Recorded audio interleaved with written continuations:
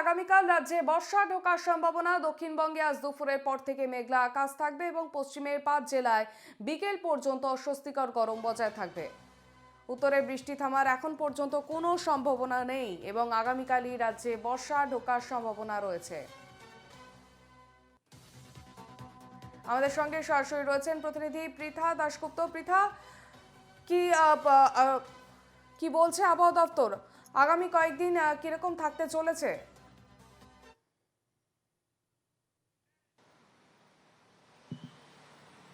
হ্যাঁ দেখো, আপাতত দক্ষিণবঙ্গে অস্বস্তি কমার খুব একটা সম্ভাবনা আছে এমন আশার বাণী আবহাওয়া দপ্তর শোনাতে পারছে না।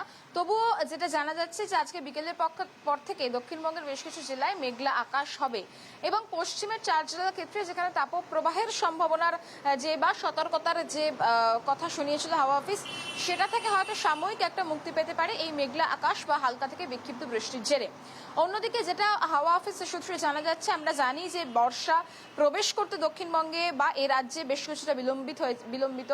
ফলত বুধবার দিন একটা পূর্বাভাস রয়েছে যে বর্ষা এ রাজ্যে প্রবেশ করবে। সেক্ষেত্রে বুধবার যদি এ রাজ্যে বর্ষা প্রবেশ করে তাহলে খানিকটা স্বস্তি পাবে শহরবাসী, এমনটা জানা যাচ্ছে। তবে বুধবার দিন যে পূর্বাভাস রয়েছে সেটা বুধ গড়িয়ে বৃহস্পতি হতে পারে, এমনটাও জানা যাচ্ছে। উত্তরবঙ্গের ক্ষেত্রে যদি আমরা দেখি, সেক্ষেত্রে 5 জেলায় যে বৃষ্টি, সেই বৃষ্টি আপাতত কমার কোনো সম্ভাবনা নেই, অন্তত আগামী 48 ঘন্টা তো নেই, এবং সেখানে প্রবল বৃষ্টি বেশ কিছু জায়গায়, এমনটাও আবহাওয়া দপ্তর জানাচ্ছে। ফলত উত্তরবঙ্গে যেরকম দেখা যাচ্ছে প্রবল বৃষ্টি, দক্ষিণবঙ্গে একদম উল্টো ছবি। হাওড়া, হুগলি, বর্ধমান, কলকাতা, 2 24 পরগনা, 2 মেদিনীপুর, বোলপুর, এই সমস্ত জায়গায় কিন্তু এই যে আর্দ্রতাজনিত অস্বস্তি সেটা থাকবে।